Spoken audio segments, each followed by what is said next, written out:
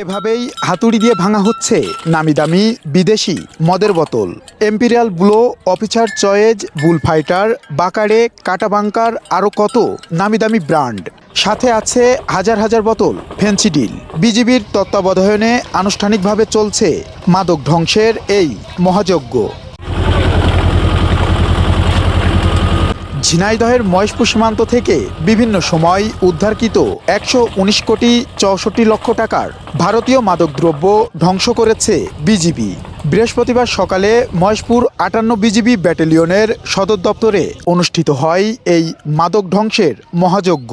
এতে বিজিবির regional commander brigadier general Humayun Kabir, Kushtia সেক্টরের কমান্ডার আহসান হাবিব, মহেশপুর ৫৮ বিজিবির অধিনায়ক লেফটেন্যান্ট কর্নেল রফিকুল আলম সহ ঝিনাইদহ, চুয়াডাঙ্গা ও কুষ্টিয়া জেলার সরকারি কর্মকর্তা, নির্বাহী ম্যাজিস্ট্রেট ও সাংবাদিকরা উপস্থিত ছিলেন। সে সময় তারা বলেন, ১৫ মাসে মহেশপুর ও জীবননগর সীমান্ত থেকে এসব মাদকদ্রব্য উদ্ধার করা হয়, যার আনুমানিক বাজার মূল্য ১১৯ কোটি ৬৪ লক্ষ ৮৩ হাজার ২০২ টাকা।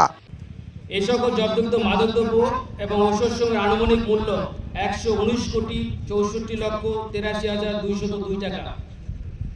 আমরা সকলে অবহিত রয়েছি যে সীমান্ত অবস্থানত একটি বিউপিত অন্য বিউপির দূরত্ব প্রায় ৪ থেকে ৬ কিলোমিটার। কোনো কোনো ক্ষেত্রে এই দূরত্ব আরও বেশি। বিউপিতে নিয়োজিত ১৮ থেকে ২০ জন বিজিবি সদস্যের পক্ষে এই ৪ থেকে ৬ কিলোমিটার এলাকা নিশ্চিদ্রভাবে পাহাড় দেওয়া খুবই দুরূহ ব্যাপার। তা সত্ত্বেও অত্যন্ত ক্ষতিকর মাদকের প্রভাব থেকে দেশ এবং জাতিকে মুক্ত করার জন্য আমাদের প্রচেষ্টা নিরলসভাবে অব্যাহত রয়েছে। এই বাস্তবতাকে সামনে রেখেও আমি বলতে চাইব যে বিজিবি সদস্যরা তাদের মূল দায়িত্ব সীমান্ত সুরক্ষার পাশাপাশি তাদের যে অন্যান্য দায়িত্বের অংশ হিসেবে চোরাচালান প্রতিরোধে যে কর্মকাণ্ড পরিচালনা করছে তার একটা উজ্জ্বল সাফল্য আপনারা এখানে দেখতে পাচ্ছেন। এবং আমরা সমস্ত বিজিবির সকল সদস্য শপথ গ্রহণ করেছি মাদকের বিরুদ্ধে আমাদের অবস্থানের বিষয়। আমরা মাদককে না বলুনের পাশাপাশি মাদকের ক্ষেত্রে আমাদের অবস্থানে সম্পূর্ণভাবে জিরো টলারেন্স আমরা অনুসরণ করছি। মাদকদ্রব্য ধ্বংস অনুষ্ঠানে মোট ১২ ধরনের মাদকদ্রব্য ধ্বংস করা হয়েছে।